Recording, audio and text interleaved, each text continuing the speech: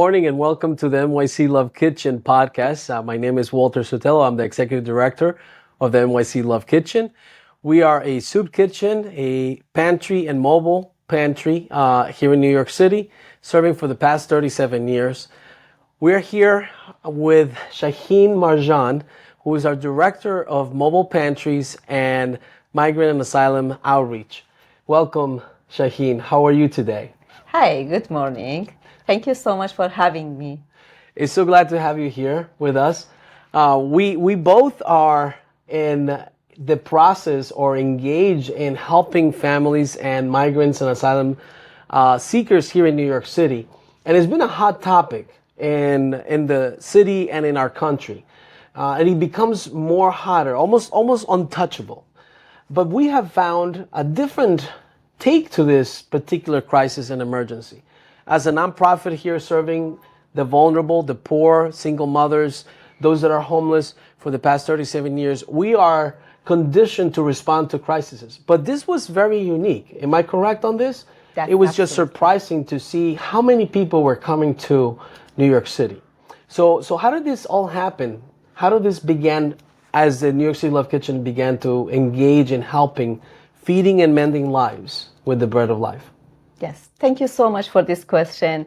I do believe that to respond to the migrant and asylum seeker was not our purpose from the basic, because we are nonprofit organization and we have mobile pantry and regular pantry, soup kitchen, as you mentioned.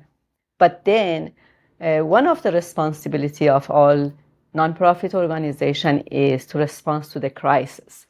And that was the reason that we started to respond to the crisis that migrants enter to the country and to the city, especially the number of the people that they were coming here.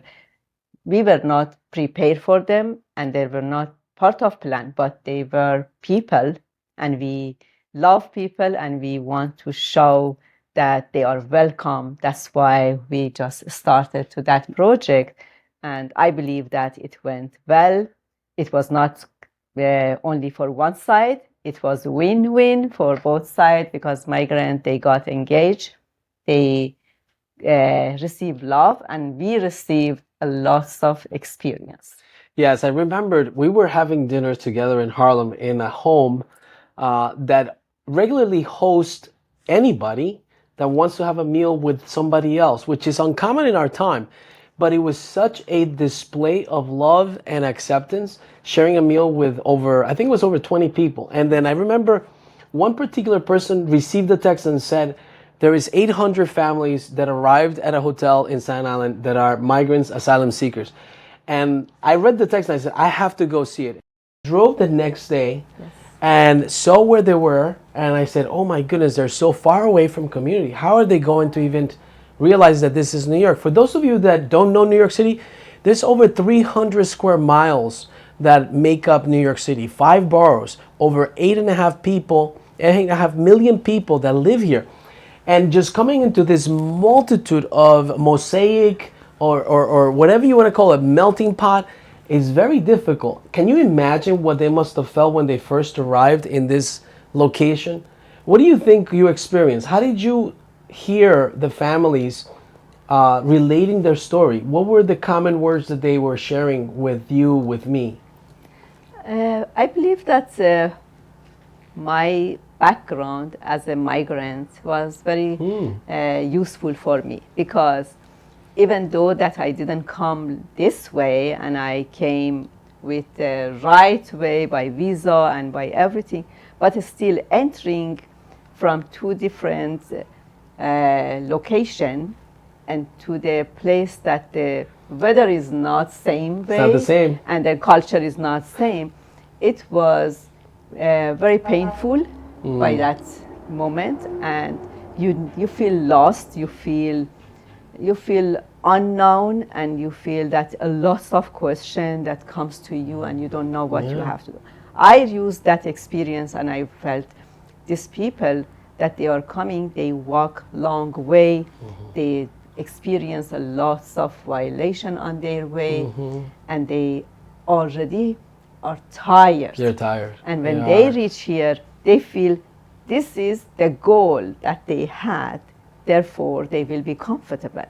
But when they reach here, then they face a lots of rule and regulation and more difficulty that challenges, is yes. unknown, and the language difficulty, that's the big problem for them. Yeah. And I felt that, oh, maybe we can share only love with them, welcome them, and help them to find the basic need like food and the comfort that they need at that Shelter, moment. yeah. Shelter. And after that, step by step, the need change, and then they also will learn about their life.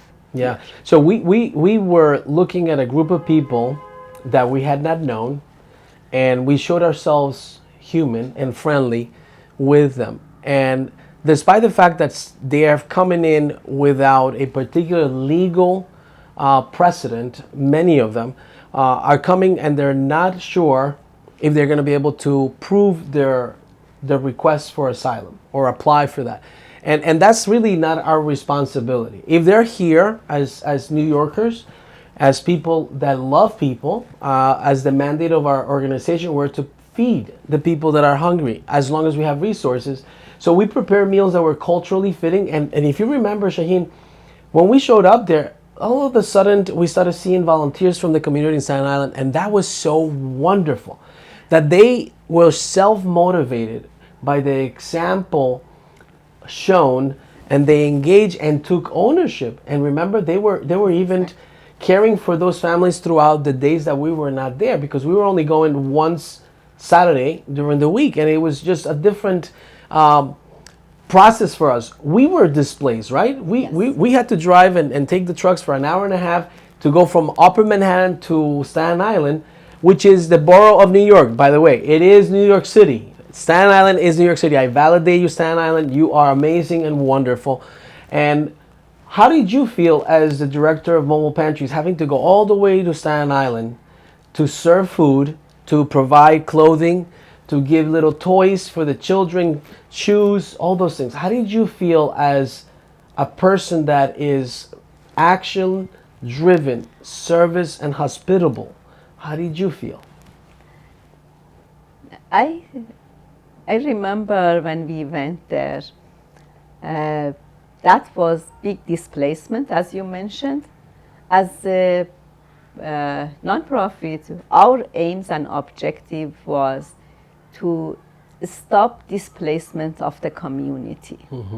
That's why we created, as you remember, Mobile Pantry. We said, we see daily some people from south goes to north go to the east, and then we wanted that stop that. What we did, we started Mobile Pantry. Then We go to them. We go to the that was community. work, and Correct. then people they don't need, in their neighborhood they were receiving the food. Yes. But then when we had to move from our location to the new location, that it is so far for us, Yes. it was displacement for us. And I felt, I don't know that community. I have no idea what resources we can That's get right. there. I don't know how I should introduce myself to that community. That community, they don't feel I'm outsider of that place. Even for stopping our van in the parking, we felt some difficulty, Yes, because that's everyone right. comes and say, no, you cannot You stop cannot here. park here, yeah. And then that is correct, because they have a culture or they have a rule and regulation of themselves. But then after sometimes, I felt that we lead on our talent to build the community. We are not here to take the place of you.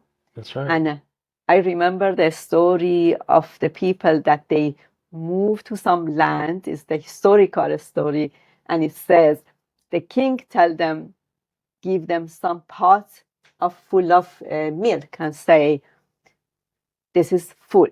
That means we have no space for you. Yeah. But the people, they add sugar on that pot and return it back to the king, and they said, We are not going to take place.